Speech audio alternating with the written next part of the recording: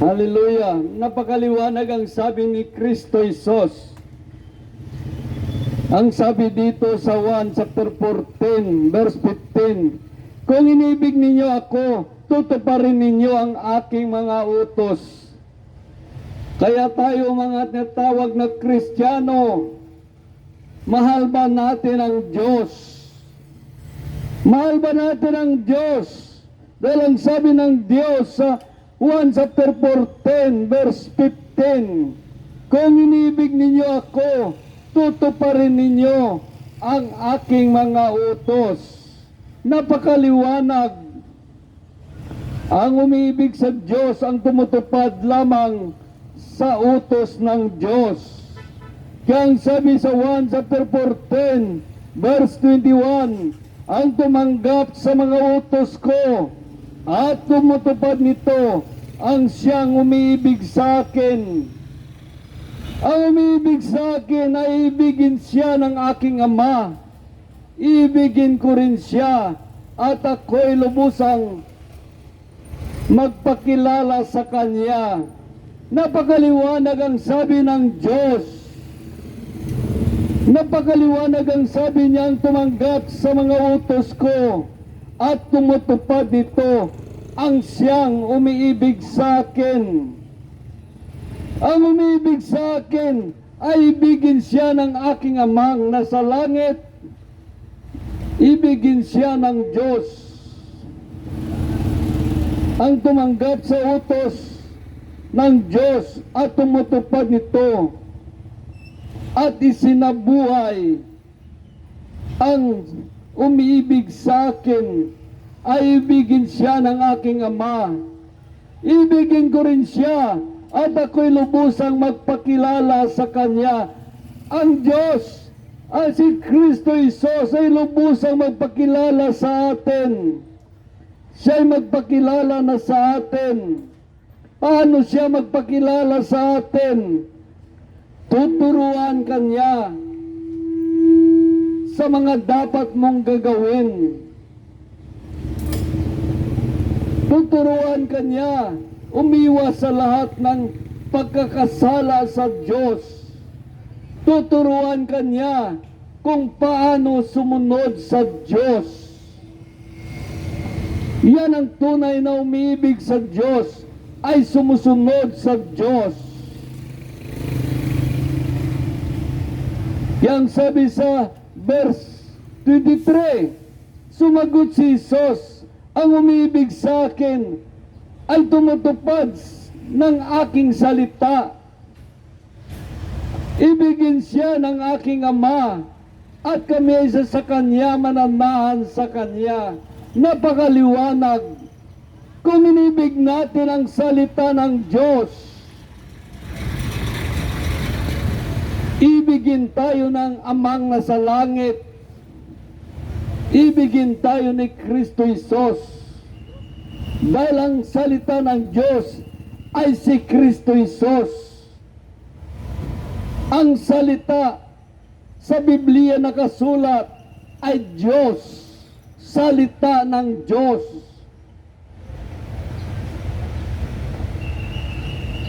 Kaya kung nais natin ang kaligtasan, ang hinahanap ninyo ay kaligtasan, ibigin ninyo ang salita ng Diyos. Dahil kapag inibig ninyo ang salita ng Diyos, si Kristo Jesus at Amang nasa langit ay mananahan sa atin, at ang Espiritu ng Diyos mananahan sa atin. Kaya kailangan gagawin nating patnubay ang Espiritu ng Diyos upang masunod natin ang Diyos. Dahil kung wala sa atin ang Espiritu ng Diyos, hindi natin masunod ang Diyos. Napakalaga ang Espiritu ng Diyos sa ating buhay. Kung sakaling mamatay man tayo, kung nasa atin ang Espiritu ng Diyos, ay muli tayong bubuhayin ng Diyos sa pamagitan ng kanyang Espiritu na nahan sa atin. Kaya ang sabi dito sa Roma chapter 8 verse 11, kung nanahan sa inyo ang Espiritu ng Diyos na siyang muling bumuhay kay Kristo Jesus, ang Diyos ding iyan ang magbibigay buhay sa inyong mga katawang namamatay sa pamagitan ng kanyang Espiritu na nahan sa inyo. Kaya kailangan natin ang Espiritu ng Diyos.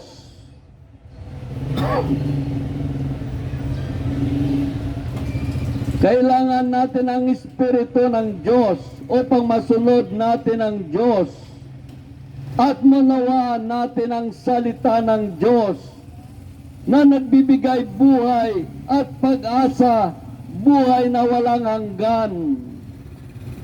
Ngayon na lamang ang pag-ibig ng Diyos sa sanlibutan. Kaya binigay niya ang kanyang bugtong na anak. Ang sino man sumampalataya sa kanya ay hindi mapapahamak, kundi magkaroon ng buhay na walang hanggan. Kaya kailangan natin ang Espiritu ng Diyos. Kaya kailangan muling ipinganak sa Espiritu ng Diyos. Dahil ang ating mga espiritu ay hindi sa Diyos. Dahil kung sa Diyos ang ating espiritu, hindi sana tayo gumagawa ng kasalanan at umiiwas sa lahat ng kasamaan at sumusunod sa Diyos. Yun ang dahilan na sinabi ni Jesus sa 1 chapter 3 verse 7, huwag kayong magtaka sa sinasabi ko sa inyo, lahat ay kailangan ipanganak muli. Kailangan ipanganak muli dahil tayo ay mga makasalanan, lumalabag sa Diyos, sumusuway sa Diyos. Kaya ang ating mga espiritu ay patay. Kailangan muling mabuhay ang ating espiritu. Kailangan ipanganak muli sa Espiritu ng Diyos upang masunod natin ang Diyos. Dahil ang sabi dito sa Ezekiel chapter 36, sabi ni Propeta Ezekiel chapter 36 verse 26, bibigyan ko kayo ng bagong puso at bagong espiritu.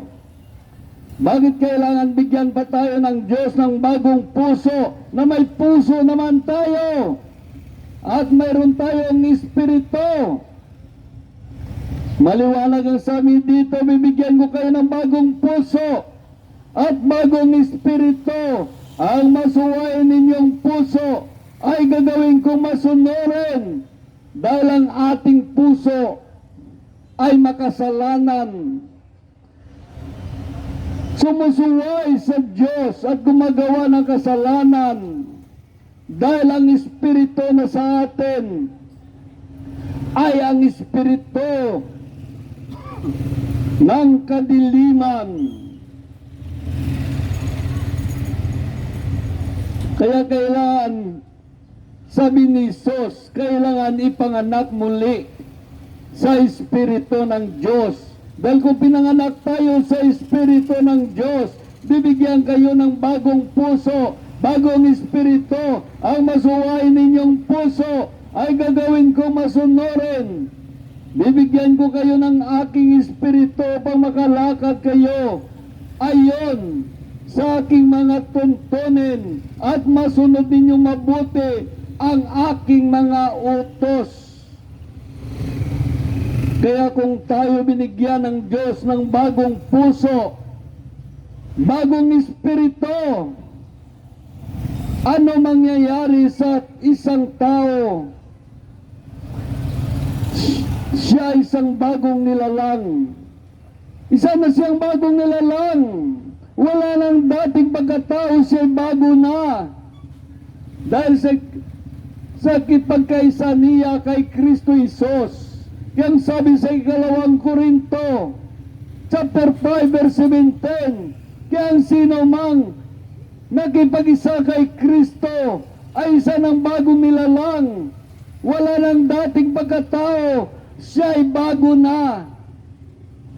Pinalitan ang ating puso na masuwayin at pinalitan ng Diyos ang ating espiritu, ng espiritu ng Diyos.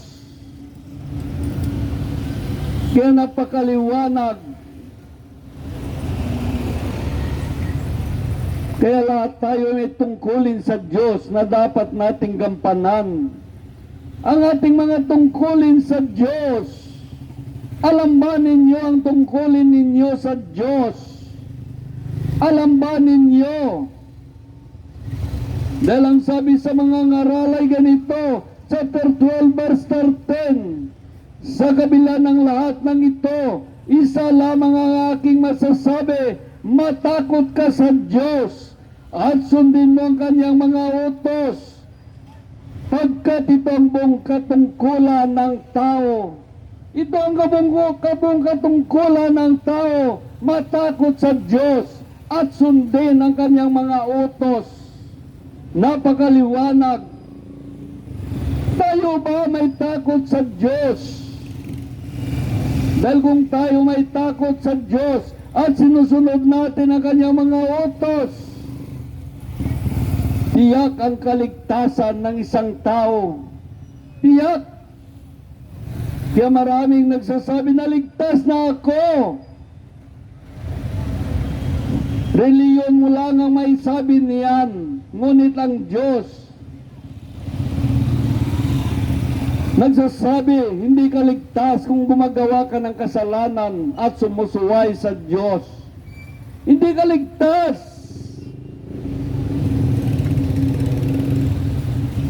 Ganon tayo kamahal ng Diyos. Kahit tayo isang makasalanan, binigay niya ang kanyang bugtong na anak upang sumampalataya sa kanya hindi mapapahamak, kundi magkaroon ng buhay na walang hanggan. Tinubos tayo ni Kristo sa ating mga nagawang pagkakasala dahil nais niya tayo iligtas. Ngunit ano ang ating ginawa? Ano ang ganti natin sa Diyos sa kanyang pagtubos sa atin na tayo sana malaglag sa impyerno? Tinubos tayo ng kanyang dugo na nag-agos sa krus ng Kalbaryo. Ano ang ganti natin? Sinunod ba natin ang Diyos? O kaya patuloy tayo sumusuway at lumalabag, gumagawa ng kasalanan sa Diyos? Hindi mo na manaalala ang pagmamahal ng Diyos sa iyong buhay. Isa tayong balasubas na Kristiyano. Hindi natin ginantihan ang pagmamahal ng Diyos at ni Kristo Isos, ang pagdusa niya sa krus ng Kalbaryo. Kaya ang sabi dito sa 2 Korinto chapter 5 verse 15, namatay siya para sa lahat upang ang mga nabubuhay ngayon ay huwag nang mabuhay para sa sarili, kundi para kay Kristo, namatay at muling nabuhay para sa atin.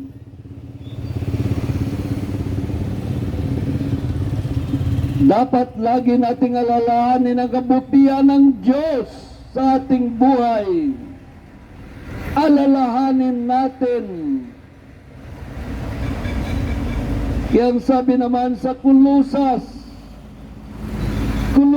chapter 2 verse 15, sa pamagitan ng kanyang kamatayan sa krus, nilupig niya ang mga pinuno na at kapangyarihan sa sanlibutan. Mga ito ay Ang mga ito ay para mga bihag na kanyang ipinirada sa madla bilang katunayan ng kanyang pagtatagumpay, katunayan ng kanyang pagliligtas. Makita ba sa buhay mo ang pagliligtas ng Diyos sa iyo? Makikita ba sa iyong buhay ang pagliligtas ng Diyos sa iyong buhay? O hindi? O ikaw ay nasa sumpa pa rin ng kasalanan? Yan sabi sa Colosas chapter 3, verse 1 to 4. Binuhay kayo muli kasama ni Kristo, kaya ang pagsumakitan ninyo ang mga bagay na sa langit na kinaroroonan ni Kristo na nakaupo sa kanan ng Diyos. Isa-isip ninyo ang mga bagay na panlangit, hindi ang mga bagay na panlupa. Maraming mga tao ngayon, hindi na niya iniisip ang mga bagay panlangit. Ang iniisip nila ay puro mga bagay panlupa. Ito'y may katapusan. Ngunit ang mga bagay na panlangit ay wala ng katapusan.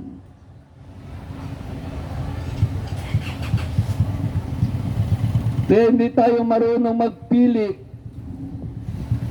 Kaya tayo, ang pinili natin ang inuudyok ni Satanas, ang kaligayahan sa ibabaw ng mundo, ang paggawa ng kasalanan at pagsuway sa Diyos. Iyon ang ating kaligayahan. Maraming mga tao masaya sa kanyang paggawa ng kasalanan. Yan ang ating kaligayahan. Kaya napailalim tayo sa Diyos ng sanlibutan na si Satanas. Napailalim tayo. Kaya sabi dito, kaya ang ating espiritu ay namatay dahil sa paggawa ng kasalanan at pagsuway sa Diyos. Kaya sabi sa Efeso chapter 2, verse 1, noong una mga patay kayo dahil sa inyong mga pagsuway at mga kasalanan. Napakaliwanag ang sabi dito, noong una mga patay kayo dahil sa inyong pagsuway at mga kasalanan, mga patay spiritual.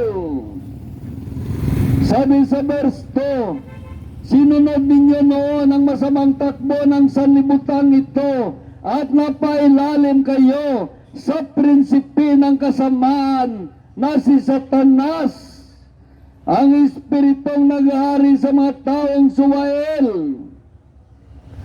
Sabi sa verse 3, dati kayo'y kabilang sa mga ito, namuhay ayon sa pita ng laman at sinusunod ang masamang hilig ng katawan at pag-iisip.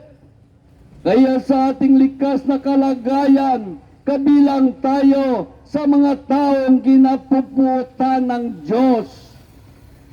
Tingnan nyo inyong sarili, kung kabilang kayo sa mga taong kinapuputan ng Diyos. Dapat malaman mo ang sarili mo, kung kabilang ka sa mga taong kinapuputan ng Diyos. Tiyak ang iyong kapahamakan. Kaya, gising sa katotohanan. Bugtaw na at magbalik loob sa Diyos, magsisisi at humingi ng kapatawaran sa Diyos. Hindi natin alam ang ating buhay. Hindi natin alam ang ating buhay.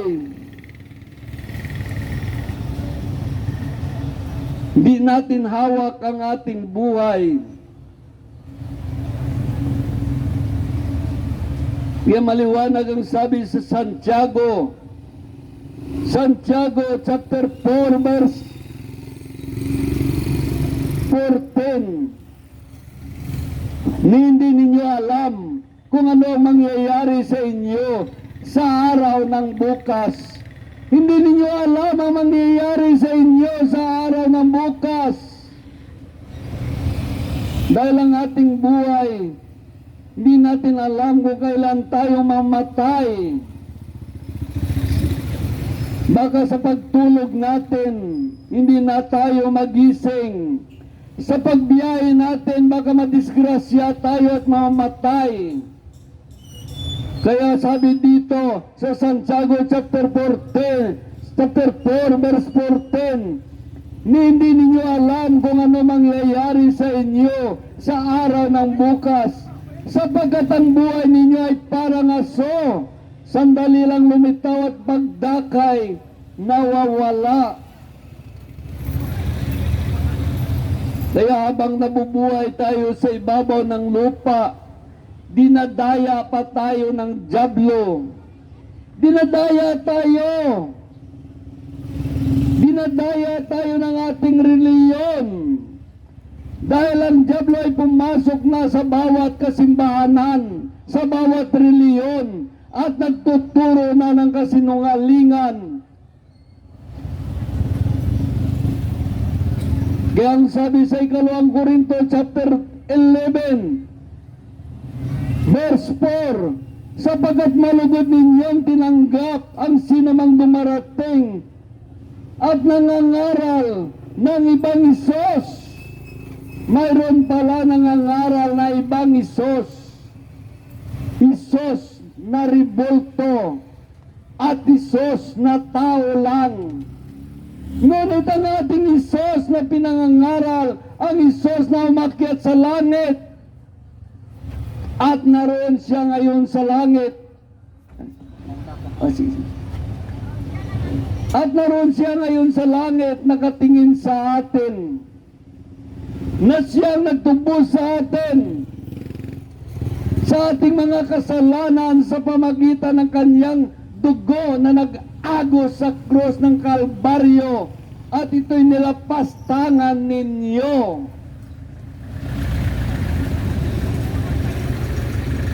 Hindi ninyo kinikilala ang Isos na sa langit, dahil may nangangaral kayo sa inyo na ibang Isos. Sabi sa 2 Korinto chapter 11 verse 4, sapagkat malugod ninyong tinanggap ang sino mang nangangaral ng ibang Isos. Sa ipinangangaral namin, Isos na ribolto, Isos na tao lang. Yun ang inyong Isos na sinasamba.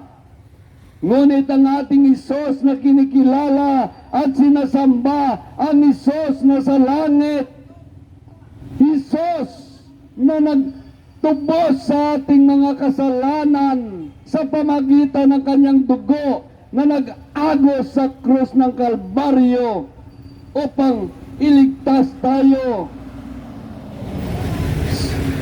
sa naglagablab na apoy ng impyerno. Ngunit ano ang ating ginawa? Nilapastangan natin ang kanyang dugo. Niwalang kabuluhan natin ang kanyang dugo. Lagi tayo gumagawa ng kasalanan at sumusuway sa Diyos. Kaya ang sabi sa 2 Korinto chapter 11 verse 3, ngunit nag-alala ako baka malason ang inyong isipan at mailayo kayo sa tapat at dalisay na pananalig kay Kristo, tulad ni iba nilinlang ng ahas na si Satanas. Baka tayo malinlang ng mga tagapagturo ng kasinungalingan. Kaya ang Diyos nag-alala sa inyo, dahil ibang Isos naman ang inyong sinasamba kinikilala. Isos na rebulto, Isos na tao lang. Kaya sabi dito sa unang Pedro, chapter 1, verse 25, ang sabi dito, sabi sa verse 24, ayon sa nasusulat, ang lahat ng tao ay gaya ng damo, gaya ng bulaklak nito lahat niyang kariktan. Ang damo ay natutuyo at nalalanta ang bulaklak. Sabi sa verse 25, ngunit ang salita ng Panginoon ay namamalagi kailanman. Ito mabuting balita ipinangangaral sa inyo. Itong mabuting balita ipinangangaral sa inyo na hindi ninyo tinatanggap, ginayaguta, ginalapastangan ninyo ang Diyos. Ayaw ninyong makinig sa sinasabi ng Diyos. Alalahanin mo ang buhay mo ay maiksi lamang sa ibabaw ng lupa. Hindi mo alam kung kailan ka mamatay. Kaya maliwanag ang sabi sa Santiago, chapter 4, verse 17, hindi ninyo alam kung ano mangyayari sa inyo sa araw ng bukas. Sapagkat ang buhay ninyo ay parang aso, sandali lang lumitaw at pagdakay nawawala. Marami ngayon mga pilosopo na tao, Bertoldo, at nagayugata sa salita ng Diyos, nilapastangan ang salita ng Diyos, nilapastangan si Kristo Jesus. Nasaan na siya ngayon? Nandoon na sa hukay ang kanyang katawan, namatay, ngunit siya, ang kanyang espiritu ay buhay. Buhay pa rin ang kanyang espiritu. Kahit patay ng kanyang katawan, ang kanyang espiritu ay buhay. Nagmamakaawa sa Diyos, umiyak sa Diyos, doon sa impyerno. Nagmamakaawa sa Diyos. Patay ang kanyang katawan, ang kanyang kaluluwa. Natutong tayo doon sa impyerno. Nagmamakaawa, umiyak, bingit. Bingit dito sa impyerno na nakadak sa babaw kang lupa. Ang pagpatay na sa kabingit sa impyerno. Pag-aralan natin ang mayaman at si Lazaro. Nakapwa sila namatay. Ganito rin ang kalagayan ng tao ng mga hambog na namatay. Sabi dito sa Lucas chapter 16 verse 19, may isang mayaman na daramit ng mamahalin at saganang-sagana sa pagkain araw-araw at inumin. At may isang namang pulubi nangangalang Lazaro,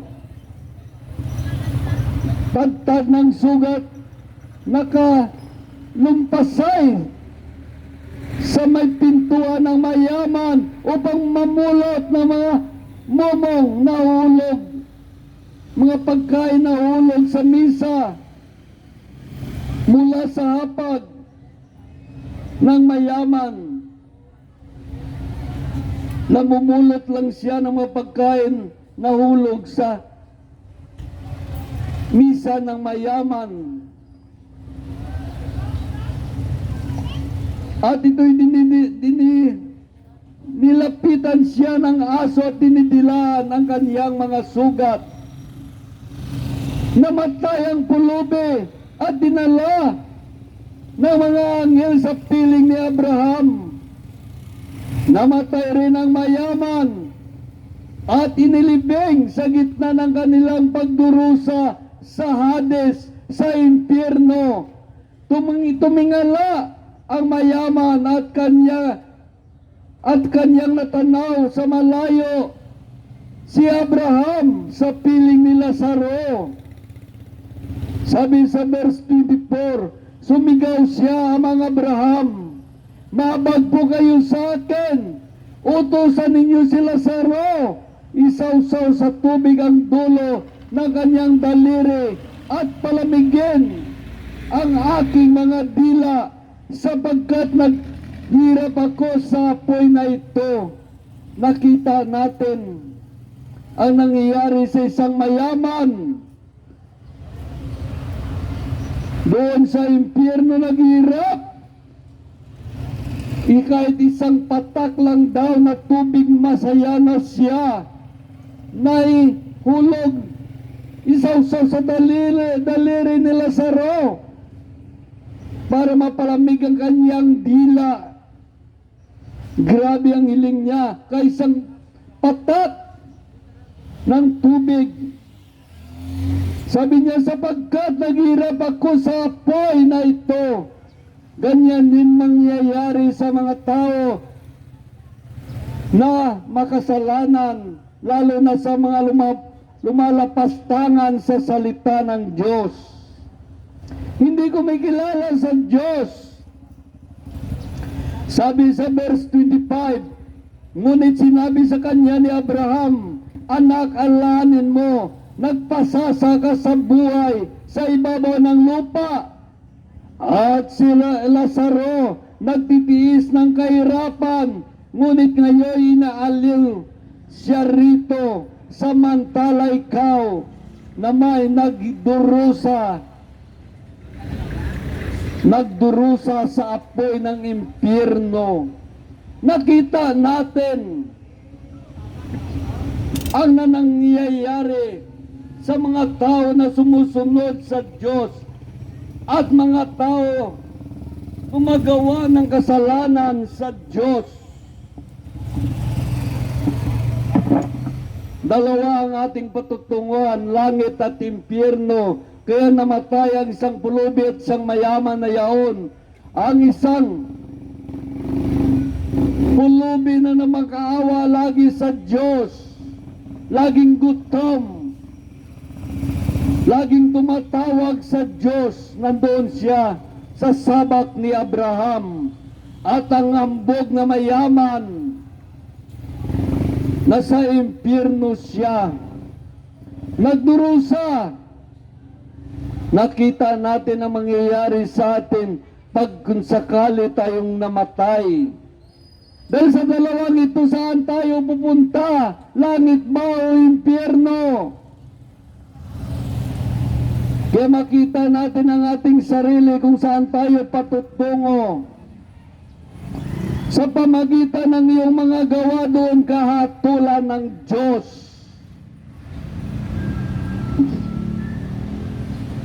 Kaya ang sabi dito sa Marcos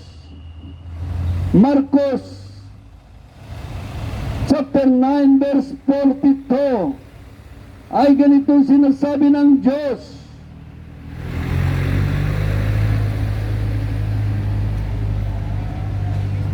Sabi dito sa Marcos chapter 9 verse 42, mabuti pa sa isang tao siya'y bitingan ng isang malaking gilingan, bato sa liig itapon sa dagat, kaysa maging sanhi ng pagkakasala ng isang malilit na ito na nalig sa akin.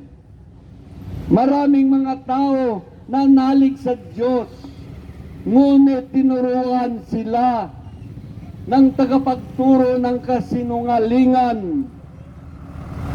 Kaya sila'y napapahamak din. Kaya ang sabi dito, mabuti pa sa isang tao na siya'y gilingan, bitina ng isang malaking bato sa liig at itapon sa dagat, kaysa maging sanhi ng pagkakasala ng isang maliliit na ito na nanalig sa akin. Nakita natin maraming nananalig sa Diyos, ngunit tinuruan sila ng maling katuruan, turo ng kasinungalingan, mga maling aral at mga maling katuruan. Kaya ang tagapagturo na yun, mabuti pa sa kanya, talian ng bato sa leeg, sabi ng Diyos, at itapon sa dagat, dahil siya naging sanhi ng pagkakasala ng tao, dahil tinuruan sila ng mga maling aral, maling katuruan, turo ng kasinungalingan. Kaya sabi sa unang Pedro chapter 2 verse 10 ay ganito naman. Ganito ang sinasabi ng Diyos. Yan ang kabayaran sa ginawa nilang pangapi sa iba upang masunod ang hilig ng kanilang katawan. Sila'y patuloy sa kanilang karimarin na pagsasaya kahit araw. Napakalaking kayanan at kasiraan ng puri ang sila'y makita kasalo ninyo sa pagkain, sapagkat ang kasiyahan nila'y ang manlilinlang ng kapwa.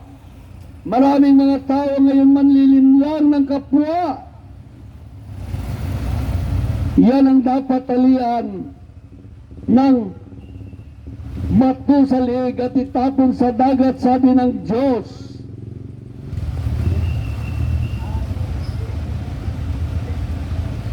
Wala silang hinahanap kundi mga babaeng mapag-aliwan nila. Hindi sila nagsasawa sa paggawa ng kasalanan. Binubulid nila sa pagkakasala ang mga mahihina. Sanay na sanay sila sa pag-imbot. Sila ay mga sinumpa. Dahil pag sinabi mga sinumpa, halos wala ka ng pag-asa dahil sinumpa ka na ng Diyos. Kaya ang sabi dito, hindi nila masunod ang Diyos dahil sila ay mga sinumpa. Lagi sumusuway sa Diyos, lumalabag sa Diyos at gumagawa ng kasalanan sa Diyos. Kaya sabi sa Marcos chapter 9 verse 43 ay ganito. Kung ang kamay mo ay maging sanhi ng iyong pagkakasala, putulin mo ito. Mabuti pang mapunta ka sa langit ng putol ang isang kamay kaysa dalawang kamay na mahulog ka sa impyerno, sa apoy na hindi na mamatay. Doon hindi na mamatay ang mga uod, kumakain sa kanila at hindi mamatay ang apoy. Ganyan ang mangyayari sa isang tao pag siya'y namatay. Mapunta sa impyerno, sa apoy na hindi na mamatay, tulad ng lava ng bulkan, tinunaw na sansalon, at may mga uod pa kakain sa iyo doon. Yung mga uod na yun hindi mamatay. Yan ang kaparusahan sa mga tao na makasalanan.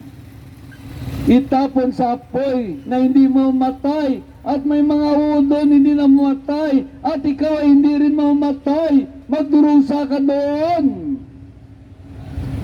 Kakainin ka ng uod hanggat maging kalansay ka. Tapos mabalik ang katawan mo. Kakain kuli ng uod hanggat maging kalansay ka. Pag kalansay ka, babalik uli ang katawan mo. At kakainin uli ng uod. Paulit-ulit lang yan. At nasa apoy ka pa. Palangoy-langoy na daw laban ng bulkan. Yan ang impyerno, hindi nyo alam. Akala na iba impyerno ay apoy, hindi. Parang laban ng bulkan, parang tinunaw na sansalon, na daw dagat, doon ka, palangoy-langoy. Kaya sabi sa verse 45, kung ang paa mo ay naging sanhi ng iyong pagkakasala, putulin mo. Mabuti pa pumunta ka sa langit na putol ang paa, kaysa may dalawang paa na mahulog ka sa impyerno. Doon hindi namamatay ang uod. Nakakain sa kanila at hindi umatay ang apoy. Ang sabi sa verse 47, at kung ang mata mo ay naging sanhi ng iyong pagkakasala, dukutin mo. Mabuti pa pumasok ka sa kaharian ng langit. Mabuti pumasok ka sa kaharian ng langit, kaharian ng Diyos na bulag ang isang mata, kaysa dalawang mata mahulog ka sa impyerno. Doon hindi na mamatay ang uod na kumakain sa iyo, at hindi mamatay ang apoy, sapagat ang bawat isa dadalisayin sa apoy. Kaya doon tayo parusahan sa impyerno kung tayo ay gumagawa ng kasalanan sa Diyos at sumusuway sa Diyos. Kaya mo pa yan magyabang dahil buhay ka pa, ngunit pagpatay ka na, wala nang silbi ang buhay mo doon. Wala na.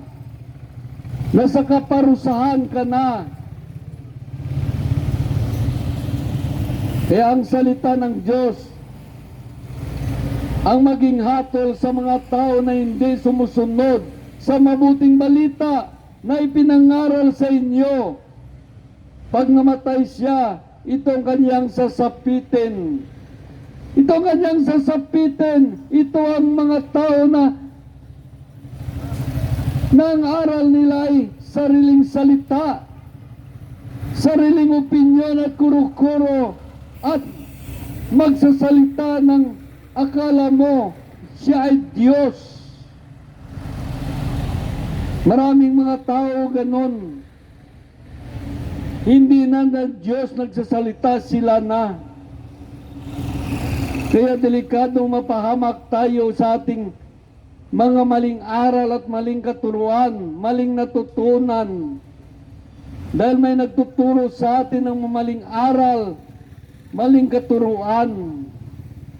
Kaya sabi sa Isaias ay ganito, Isaias chapter 14, kapag tayo doon mapunta sa impyerno, ang sabi dito sa Isaiah chapter 14 verse 11, ikaw pinarangalan ng tugtog ng alpa, ngayon narito ka rin sa impyerno, ang babanigin mo ang mga uod, at uod rin ang iyong kukumutin. Yan ang danasin ng mga tao sa impyerno. Hindi lang kayo sinusunog doon, nililitson, na hindi kayo mamatay doon. Doon ang buhay na walang hanggan na kaparusahan. Magkumot kayo doon ng uod sa impyerno na hindi mamamatay, at magbanig kayo ng uod doon. Sabi dito, ngayon narito ka sa impyerno, ang babanigin mo mga uod, at uod rin ang iyong kukumutin. Hindi nila alam ang impyerno. Yan ang impyerno, napakasakit. May apoy doon na hindi na mamatay, at uod hindi mamatay, nakakain sa iyo. Dahil ang sabi ni Propeta Isaiah, sinabi sa kanya ng Diyos, Isaiah chapter 66 verse 24, sa kanilang paglabas ay nakita nila ang mga bangkay ng mga nagimagsik laban sa Diyos. Ang uod nakakain sa kanila ay hindi mamamatay, gayon din ang apoy na susunog sa kanila. Ang kalagayan nila ay maging kasuklam-suklam sa sangkatauhan. Kaya ito kasuklam-suklam sa sangkatauhan ang ating kalagayan. Dahil hindi tayo sumunod sa utos ng Diyos, hindi natin sinunod ang salita ng Diyos na nagbibigay buhay at pag-asa, buhay na walang hanggan. Ang sinunod ninyo, ang inyong reliyon. Kaya ang sabi dito sa Isaiah chapter 30 ito mga tao na ito ay makareliyon, nagtuturo ng kasinungalingan, nagtuturo ng mga maling aral at maling katuruan.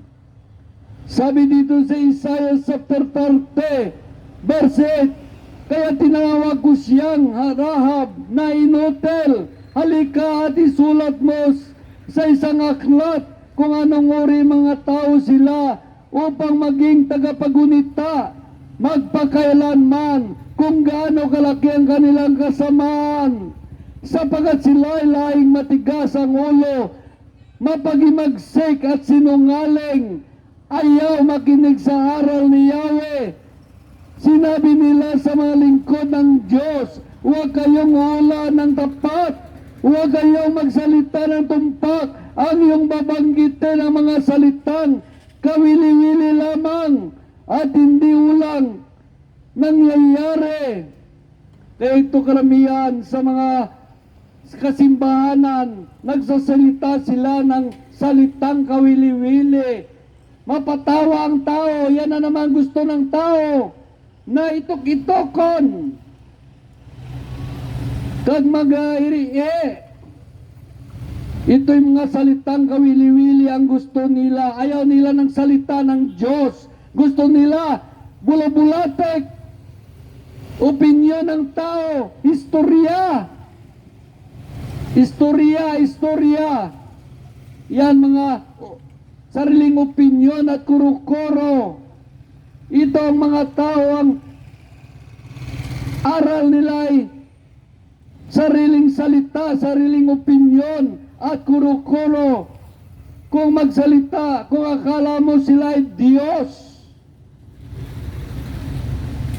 bakit parang sila ay Diyos dahil tinuturo nila? Sa libang salita ng Diyos, tinuturo nila sariling salita. Kaya ang sabi dito sa 1 chapter 10, ay maliwanag ang pagkasabi dito.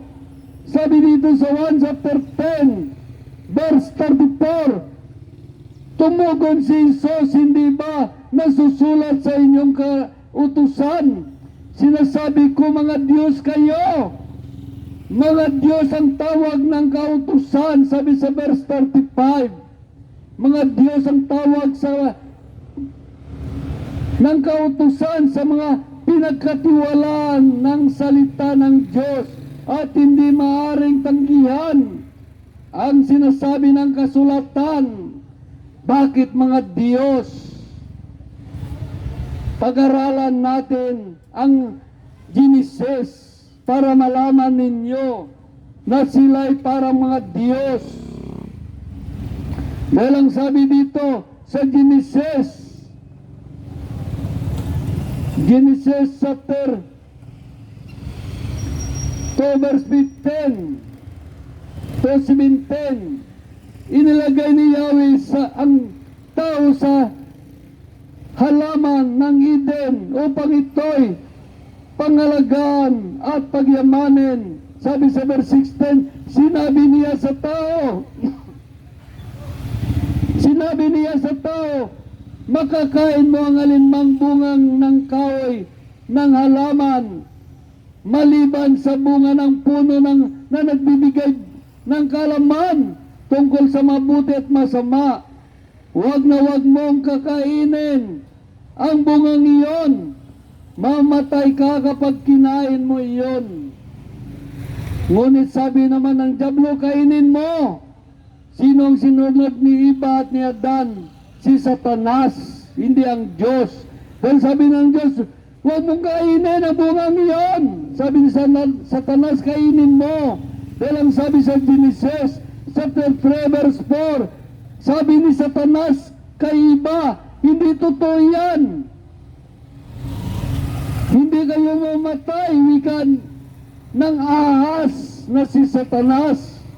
Gayon ang sabi ng Diyos, sapagkat alam niya kung kakain kayo ng bungang iyon, magkaroon kayo ng pagkaunawa at kayo'y magiging parang Diyos. Kaya kita mo mga tao, ayaw na magsalita ng salita ng Diyos. Sila na lang magsasalita na parang Diyos. Dahil ang sabi ng Diyos, ipahayag mo ang aking salita. Ano ginagawa ng tao? Dapat ang salita ng Diyos ang ipahayag upang ang mga tao ay maligtas. Ang salita ng Diyos ang magbago sa bawat isip ng tao, sa bawat puso ng tao. Nais ng Diyos ipahayag ang kanyang salita. Ano ginawa ngayon ng mga reliyon? Sabi dito sa Isaiah chapter 30, ganito sabi, verse 8 to 10, sabi dito, halika isulat mo sa isang aklat kung anong uri ng mga tao sila upang maging tagapagunita magpakailanman, kung gaano kalaki ang kanilang kasamaan, sapagat sila ay laing matigas ang ulo, mapagimagsik at sinungaling, ayaw makinig sa aral ni Yahweh. Ang sabi sa verse 10, sinasabi nila sa mga lingkod ng Diyos, huwag kayong ula ng tapat, huwag kayong magsalita ng tumpak, ang inyong babanggitin sa amin ang mga salitang kawili-wili lamang at mga hulang hindi mangyayari. Ang sabi ng Diyos sa verse 11 to 13, lumis kayo ng tunay na daan, tinanggihan mo ang aking salita at sa pangalipin ka at kalikuan at tiwala, kaya darating sa iyo ang malagim na wakas. Kaya mga tao doon sa impyerno, yun ang malagim nila na wakas, kinakain ng uod ang kanilang katawan doon. Pagkatapos lumangalangoy-langoy pa sila sa apoy na parang laba ng bulkan, na parang tinunaw na sansalon, dahil ang kanilang katawan ay muling binuhay ng Diyos at itinapon doon sa impyerno. Hindi na sila mamatay doon.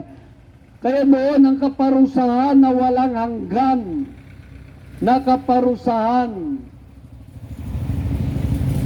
Yan, kaparusahan magpakailanman. Hindi lang trilyon, bilyon o trilyon years na parusa, walang hanggan na kaparusahan. Ngunit kung tayo sumunod sa Diyos, nandoon naman tayo mapunta. Doon tayo mapunta sa langit, buhay na walang hanggan. Magtumbo-tumbo tayo doon sa pagpuri sa Diyos. Kaya nakita natin, maraming mga tao ngayon nagtuturo ng kasinungalingan. Inirevise nila ang salita ng Diyos.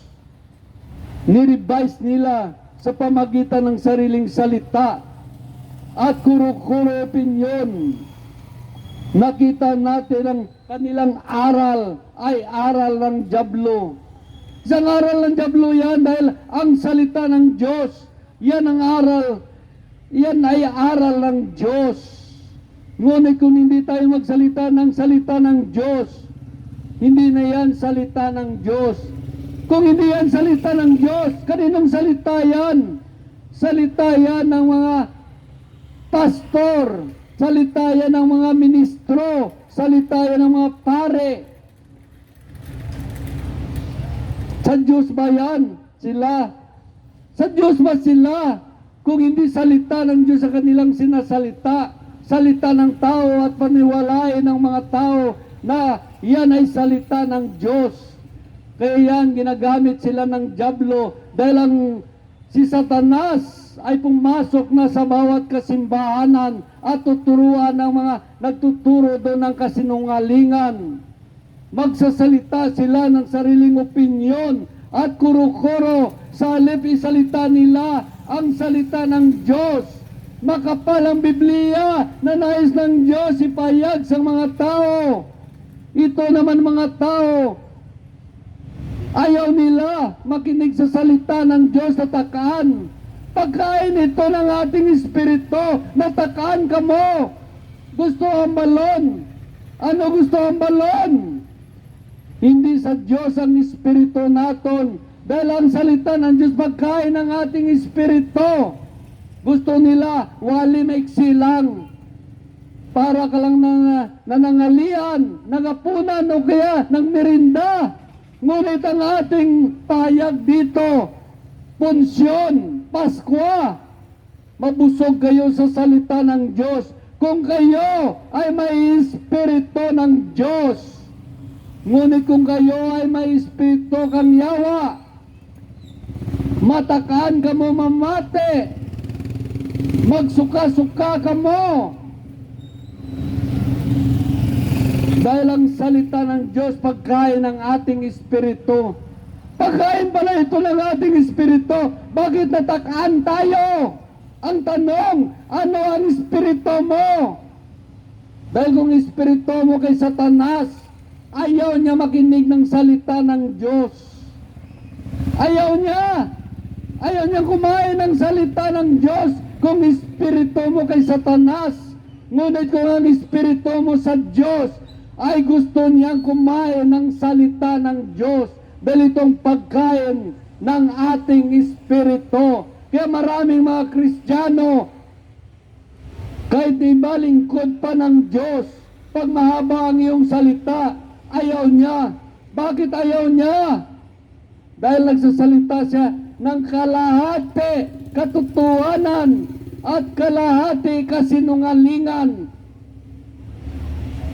Dahil kung nagsasalita ka ng katotohanan, puro katotohanan, puro salita ng Diyos sasabihin mo. Kaya dito tayo, di natin alam, ang Diyos ay nagagalit sa atin, nainis na sa atin. Ito pangangaral dito na nagagalit ako sa inyo, pinaliwanag ko lamang kung alin ang matutama. Nais ng Diyos ituwid kayo, nais ng Diyos sa tamang aral kayo, aral ng Diyos, hindi aral ng reliyon, hindi aral ng tao, kundi aral ng Diyos. Dahil ang sabi dito sa Hebreo, chapter 3, verse 10, kaya kinapuputan ko ang laing iyon, at sinasabi ko lagi sila, nagpapakaligaw, hindi na nila natutuan ang aking mga daan. Kaya sa galit ko, aking isusumpang, hindi sila makapasok, makapahinga sa piling ko. Napakaliwanag. Maliwanag ang sabi sa Hebreo, kaya kinapuputan ko ang laing iyon. At sinasabi ko lagi silang, nagpapakaligaw, at hindi nila natutunan ang aking mga daan. Hindi na nila natutunan ang daan kang Diyos. Biblia, salita ng Diyos. Gusto ng Diyos magsalita. Hindi natin pinasalita ang Diyos. Inaagawan natin ang Diyos na magsalita. Para bang gusto ng Diyos magsalita? Hindi, diyan lang sa likod. Sa tabi ka lang. Diyan ka lang. Ako magsalita.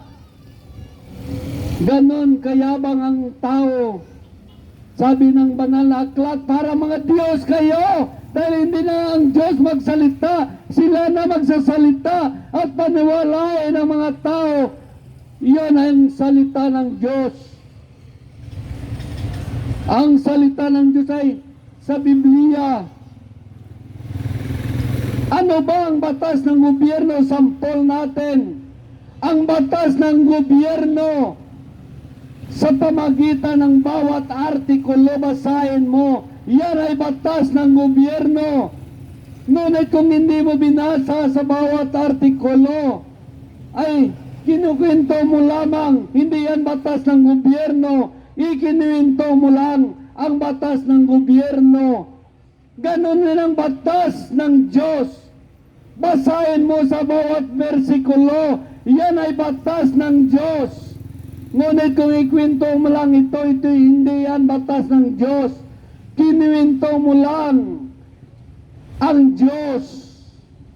Hindi mo sinabi ang batas ng Diyos. Hindi mo pinasalita ang salita ng Diyos. Gusto ng Diyos siyang magsalita. at gagamitin lang niya ang ating bunganga. Tayo ay trumpa lamang, tayo may mikropono lamang, ngunit ang kanyang salita ay mahayag. Dahil yun ay pagkain ng ating espiritu, yun ang ating kaligtasan. Sarili mo bang salita makapagligtas yan sa tao? Kung nagkwento-kwento ka lang, hindi mo yan maligtas sa mga tao. Ngunit ang salita ng Diyos ang makapagligtas sa mga tao dahil magpabago ito sa bawat isip, sa bawat puso ng tao, babaguhin ng Diyos. Iyon ang salita ng Diyos, makapagbabago sa mga tao.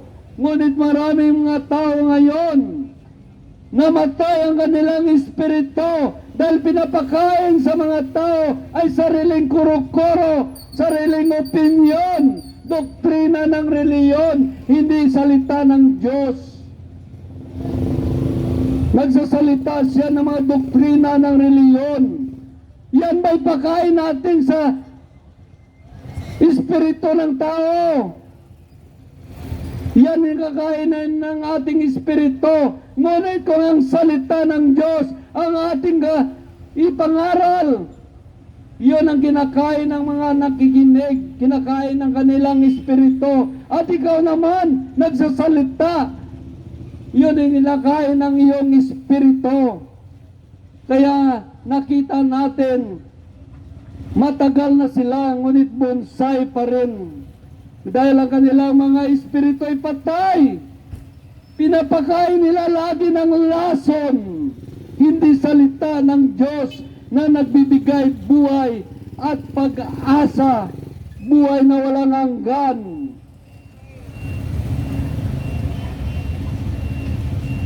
Kaya napailalim sila sa prinsipi ng kapamakan. Napailalim sila sa Diyos ng sanlibutan na si Satanas.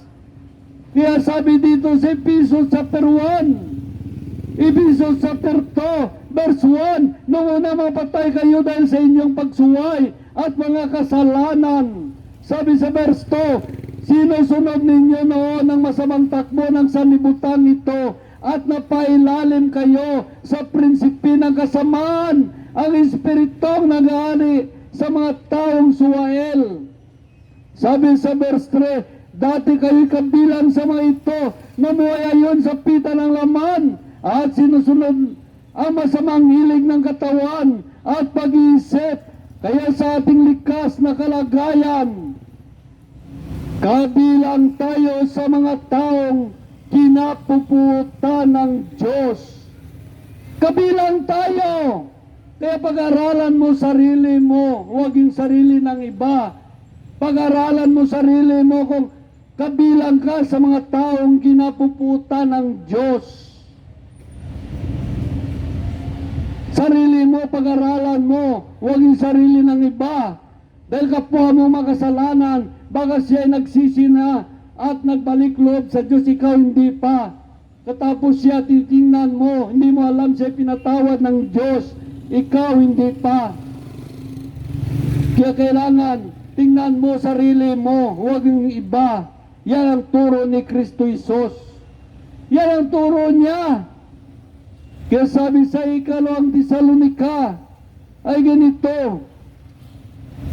Ikalawang Tesalonika chapter 2 verse 9. Lilitaw ang suway na taglay ng kapangyarihan ni Satanas. Gagawa siya ng lahat ng uri ng himala na kapanlinlang na tanda ng kababalaghan at gagamit siya ng lahat ng uri na pandaraya sa mga napapahamak, mga taong maligtas sana kung kanilang tinanggap at inibig ang katotohanan. Sapagkat hindi nila tinanggap ang katotohanan, ipinubaya ng Diyos sila'y malinlang ng espiritu ng kamalian at paniwalain sa kasinungalingan upang maparusahan ang lahat na pumili sa kasamaan sa halip na tumanggap ng katotohanan. Napakaliwanag Maraming mga tao hindi niya naunawaan ang kanyang sarili. Malaman ninyo yan pag namatay kayo. Tayo tinawag ng Diyos. Siya napakasakit sa krus ng Kalbaryo, iligtas tayo. Tayo tinawag ng Diyos upang iligtas. Ngunit ano ang ating ginawa? Mas sinunod pa natin ang mga turo ng kasinungalingan, mga maling aral at maling katuruan. Kaya sabi dito sa unang Tesalonica, chapter 5, verse 9, tinawag tayo ng Diyos, hindi upang parusahan, kundi upang iligtas sa pamagitan ng ating Panginoong Jesucristo. Ngunit ano ang ating ginawa? Nilabag natin, nilapastangan natin si Kristo Jesus. Nagtuturo tayo ng kasinungalingan at sasabihin, si Kristo ay tao lang. At sasabihin, simba kayo sa mga ribulto, pinagbabawal ng Diyos. Kung alin ang pinagbabawal ng Diyos, yun naman ang ating ginagawa. Tayo ba lingkod ng Diyos? Tayo ba lingkod ng Diyos? Kung ano ang pinagbabawal ng Diyos, yun naman ang pinapagawa sa atin. Tayo ba lingkod ng Diyos? Maliwanag na hindi. Tayo ay lingkod ni Satanas. Ang pinagbabawal ng Diyos, mga bagay upang maligtas ang tao, yun naman ang kanilang tinuturo na dapat sundin. Kaya maliwanag kung nag-aaral ka ng banal na aklat, marami ngayon na mga lingkod, mga reliyon na lingkod ni Satanas. Hindi lingkod ng Diyos. Pinatayo sila ng kanilang reliyon. Paano malaman ang lingkod ng Diyos at lingkod ni Satanas? Ang lingkod ni Satanas ay nagsasalita ng sariling kuro-kuro, opinyon, doktrina ng reliyon. Paano naman natin malaman ang isang lingkod ng Diyos? Paano natin malaman na siya ay lingkod ng Diyos? Dahil ang sabi dito sa 1 chapter 3, verse 34, sapagkat ang sinugo ng Diyos ay nagpapahayag ng mga salita ng Diyos. Yan ang lingkod ng Diyos, sapagkat ang sinugo ng Diyos ay nagpapahayag ng mga salita ng Diyos at walang sukat ng kanyang pagkaloob ng Espiritu ng Santo. Yan ang sinugo ng Diyos. Kung isa kang sinugo ng Diyos, magpahayag ka ng salita ng Diyos. Dahil kung nagpapahayag ka ng salita ng Diyos, hindi na ikaw ang nagsasalita, ginamit ng Diyos ang iyong dila upang siya magsalita sa mga tao. At ito'y pagkain ng kanilang espiritu upang magkaroon ng signal sa Diyos. Ngunit kung nagsalita tayo ng sariling kuro-kuro opinyon, parang mga Diyos tayo, sabi ni Kristo, sabi ng banal na aklat, para kayong mga Diyos. Kaya ang sabi sa Hebreo, chapter 3, verse 12, mga kapatid, ingatan ninyo, huwag sumama ang sinuman sa inyo, mawala ng panampalataya hanggang sa talikdan ang Diyos na buhay. Salit magpaalaanan kayo araw-araw habang may panahon pa upang sino man sa inyo di madadaya at maging alipin ng kasalanan, sapagat tayo lahat ay kasama ni Kristo kung manatili tayo matatag hanggang wakas ang ating pananalig sa Kanya. Kaya ito ating ginagawa. Nagpaalala tayo sa mga tao kung ayaw naman ninyo sumunod. Kayo din ang ani ng inyong mga gawa. Ngunit kung sumunod kayo, yan ikabuti ninyo. Kaya ito aming ginagawa, hindi kung sino-sino kami, kundi nagpaalala kami sa inyo. Nagpaalala kami dahil naawa ako sa inyo. Nalaman ko ang katotohanan. Mapapahamak nga kayo kung hindi kayo sumunod sa Diyos. Kaya ang buhay natin napakaiksi lang, hindi pa natin sinunod ang Diyos.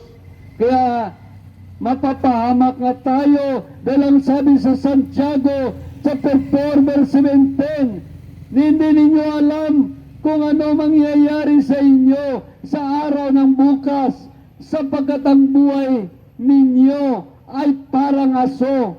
Sandali lang lumitaw at pagdakay nawawala. Ganun lang kaiksi ang ating buhay sa mundong ito. Kaya gamitin natin ang ating buhay para sa ikabuti ng lahat, ikabuti natin. Kaya magpalalahanan tayo upang hindi tayo mapahamak.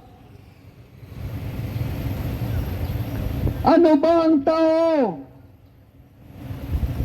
Ano bang tao? Sabi dito sa Isaiah. Sabi naman ni Propeta Isaiah, ano ba ang tao? Sabi dito, Isaiah chapter 40.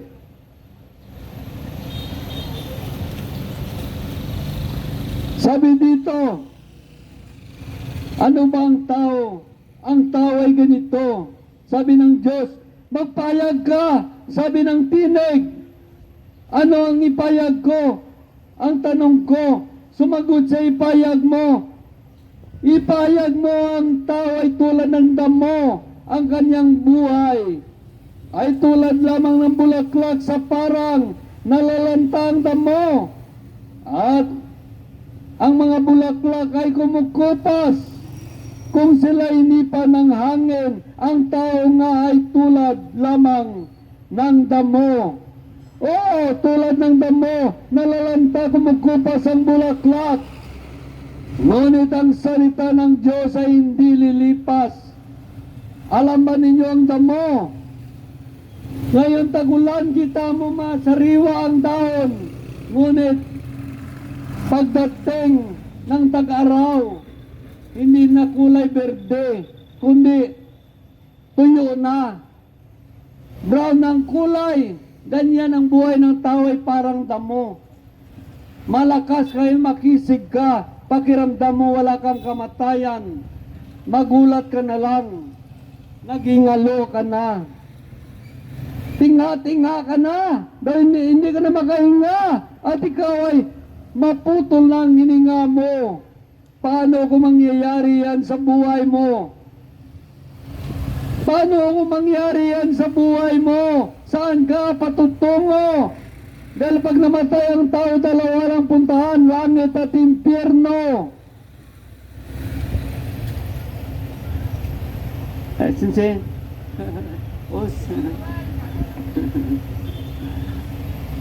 Kaya maliwanag ang sabi dito, ang buhay natin ay tulad lamang ng damo.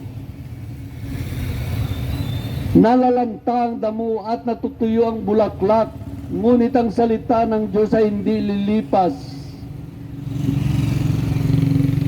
Dahil ang salita ng Diyos noon, ang sabi sa Hebreo chapter 1 verse 1, noong una nagsalita ang Diyos sa ating mga ninuno sa iba't ibang panahon, sa iba't ibang paraan, sa pamagitan ng mga propita.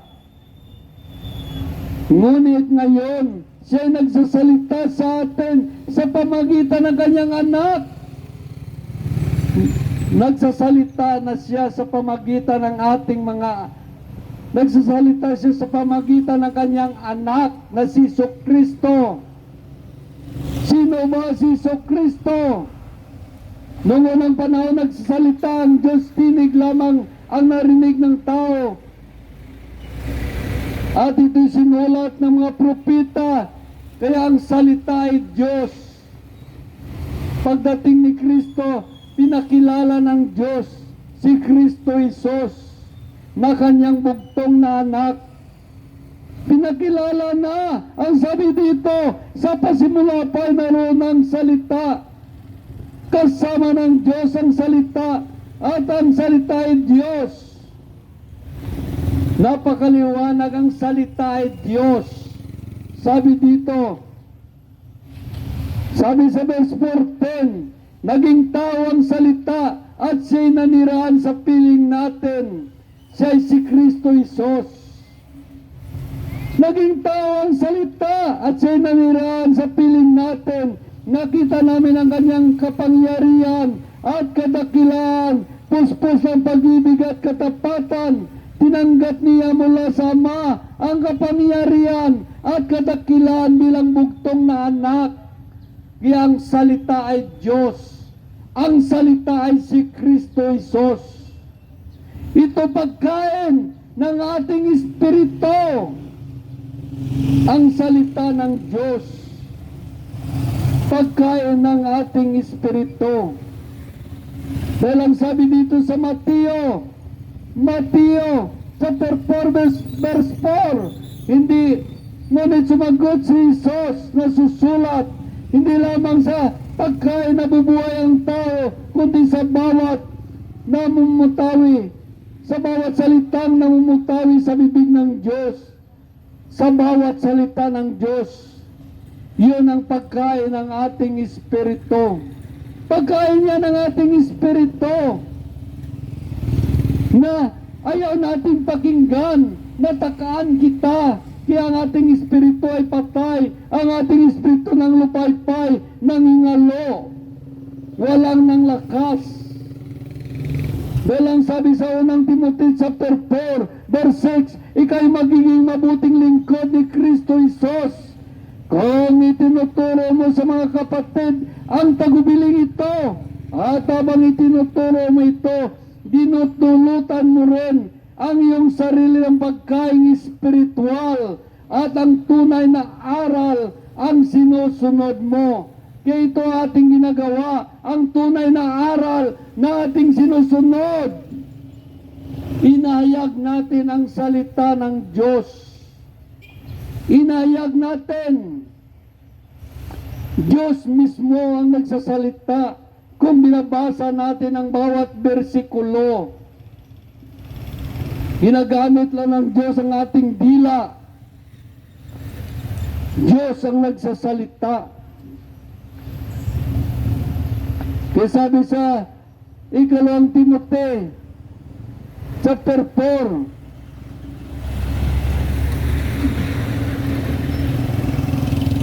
ganito naman sinasabi sa unang Timothy chapter 4 verse 6.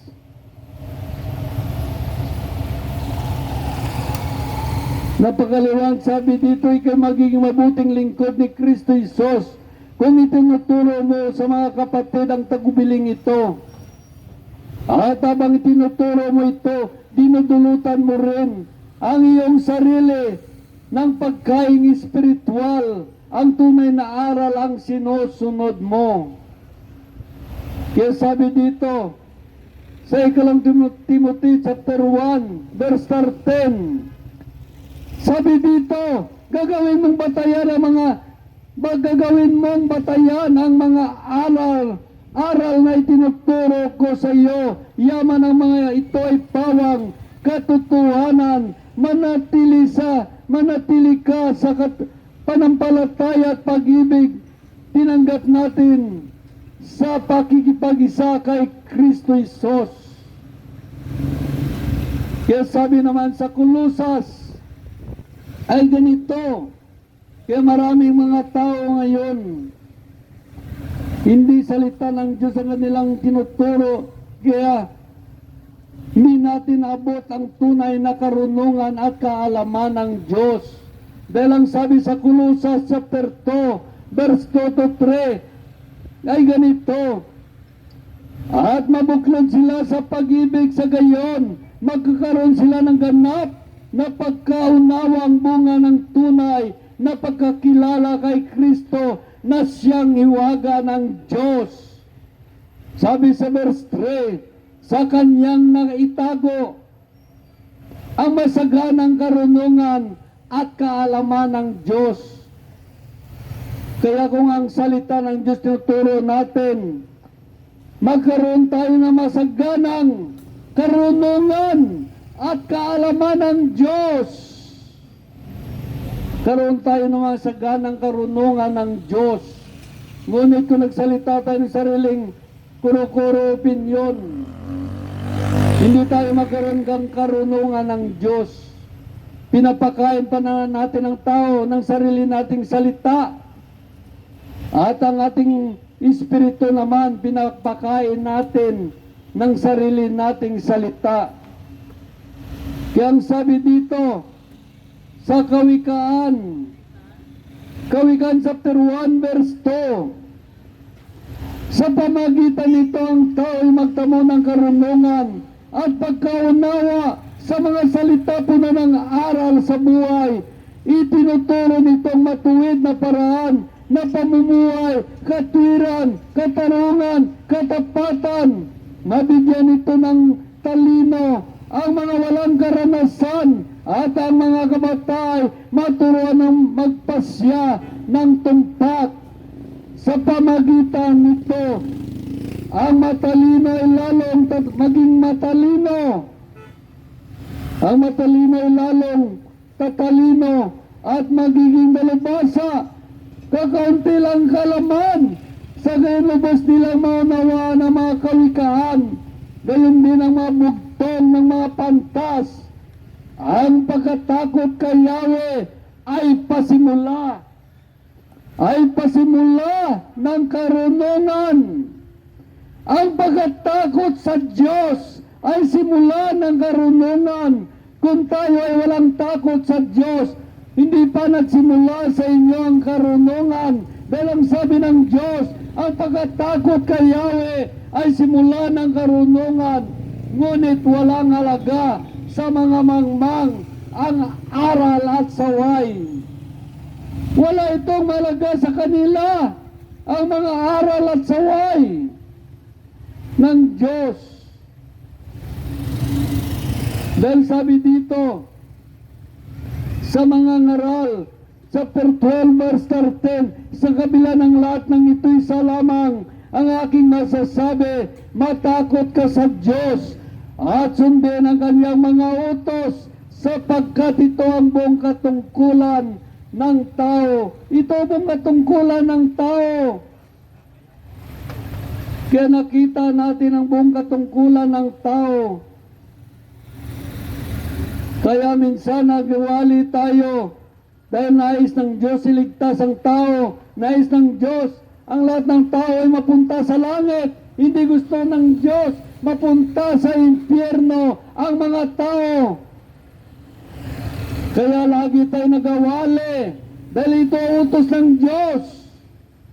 Ito ang utos ng Diyos.